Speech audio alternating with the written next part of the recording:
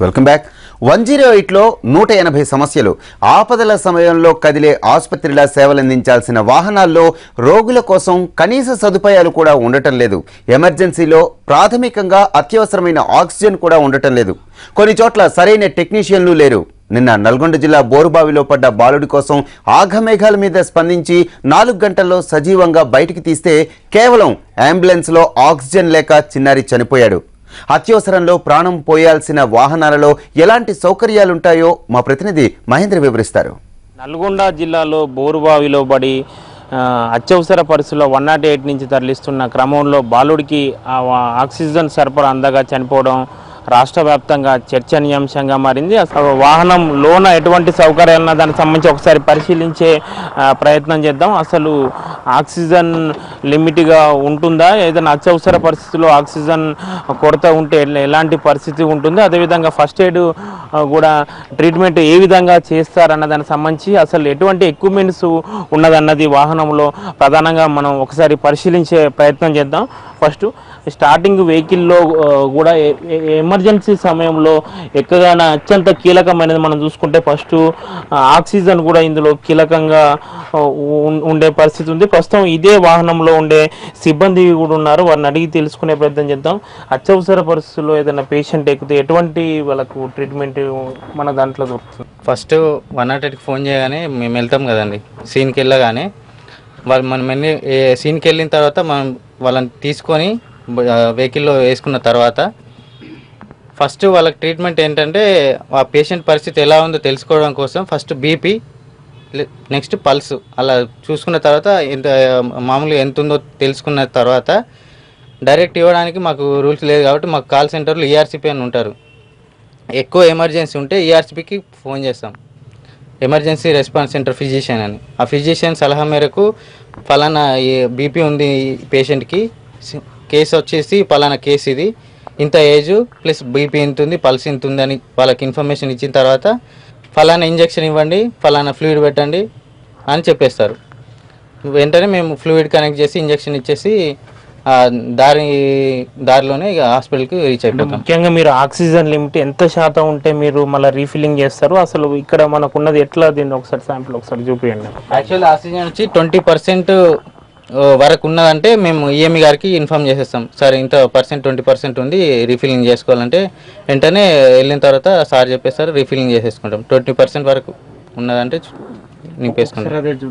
ఇది ప్రధానంగా చూసుకోవచ్చు, సిబ్బంది చెప్తుంది 20% ఉన్న సమయంలో కూడా రీఫిల్లింగ్ చేస్తాం, మళ్ళీ వేరే సిలిండర్ కూడా పెడతామని కూడా సిబ్బంది చెప్పుకొస్తున్నారు. ఎందుకంటే 108 అన్నది అత్యవసర పరిస్థితుల్లో కూడా రోగికి ఎంతో కీలకంగా ఉన్న పరిస్థితి. మన నల్గొండ జిల్లా సంఘటనతో కూడా 108లో కూడా ఎటు సౌకర్యాల విషయంలో ప్రధానంగా ప్రస్తుతం చర్చనీయాంశంగా మారిన పరిస్థితి ప్రస్తుతం నెలకొంది. అత్యవసర పరిస్థితుల్లో ఆక్సిజన్ అనేది ఉందా లేదా అనేది చెక్ చేయకపోవడం వల్లే ప్రస్తుతం నిన్న జరిగిన బాబు మృతితో కూడా ఇదే దానికి సంబంధించి విమర్శలు వ్యక్తమవుతున్న పరిస్థితి ప్రస్తుతం కనిపిస్తుంది. ముఖ్యంగా మనం చూసుకుంటే వెహికల్లో కూడా ప్రతి ఫస్ట్ ఎయిడ్ దానికి సంబంధించి కూడా ట్రీట్మెంట్ కూడా అన్ని సదుపాయాలు ఉండాలి, కానీ రోజు రెగ్యులర్గా కూడా చెక్ చేసుకోవాల్సిన అవసరం ఉంటుంది.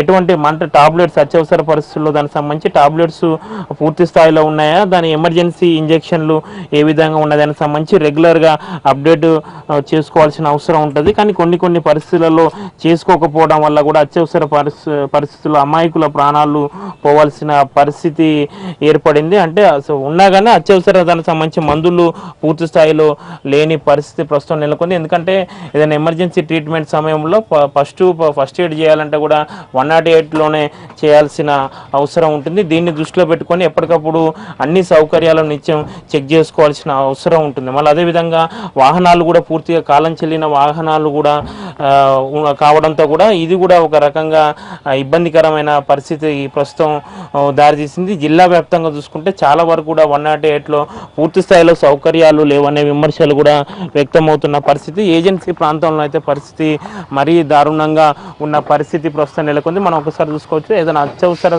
సమయంలో కూడా ఇది 108 పేషెంట్ కూడా ఆక్సిజన్ ఇచ్చే క్రమంలో మనం చూసుకోవచ్చు. ఎక్విప్మెంట్ ఎమ్మటే అంటే ఇది 20% లోపు ఉన్న సమయంలో మళ్ళీ ఎమ్మటే రీఫిల్లింగ్ చేసుకోవాల్సిన అవసరం ఉంటుంది. కానీ పేషెంట్కి అంటే పేషెంట్ అవుట్ ఆఫ్ కండిషన్ దృష్టిలో పెట్టుకొని కూడా ఆక్సిజన్ ఇవ్వాల్సి ఉంటుంది. కొన్ని సమయంలో కూడా అత్యవసరంగా కూడా అయిపోయిన క్రమంలో కూడా పేషెంట్లు చనిపోవాల్సిన పరిస్థితి ఏర్పడింది. వాస్తవంగా అయితే సిలిండర్ ఉన్న క్రమంలో మరో సిలిండర్ కూడా ఉంచుకోవాల్సిన అవసరం ఉంటుంది. కానీ ఎప్పటికప్పుడు వీళ్ళు బిలో 20 లోపు వచ్చినప్పుడే రీఫిల్లింగ్ చేయాల్సిన పరిస్థితి ఏర్పడింది. కానీ కొన్ని అత్యవసర పరిస్థితుల్లో మాత్రం ఇదే రోగుల ప్రాణాల మీదకి వస్తున్న పరిస్థితి ప్రస్తుతం నెలకొంది. ఎందుకంటే ముఖ్యంగా చూసుకోవచ్చు నల్గొండ జిల్లాలో కూడా పసిబాలుని 3 గంటలపై కూడా బోరుబావిలో పడిన క్రమంలో రక్షించి బయటకు తీశారు. ఇదే క్రమంలో కూడా 108లో తరలించే సమయంలో కూడా ఆక్సిజన్ పూర్తి స్థాయిలో లేకపోవడం వల్ల కూడా ఆ చిట్టి తండ్రి ప్రాణాలు కోల్పోవాల్సిన పరిస్థితి ఏర్పడింది. ఇలాంటి పరిస్థితులు కూడా తలెత్తకుండా ఎప్పటికప్పుడు 108లో పూర్తి స్థాయిలో సౌకర్యాలను కల్పించి రోగుల ప్రాణాలకు రక్షణ కల్పించాలని కూడా స్థానికులు కోరుతున్న పరిస్థితి. ఇది ప్రస్తుతం 108లో ఉన్న సౌకర్యాల దానికి సంబంధించి పరిస్థితి. కెమెరా పర్సన్ సత్యంతో మహేంద్రన్ టీవీ, ఆదిలాబాద్.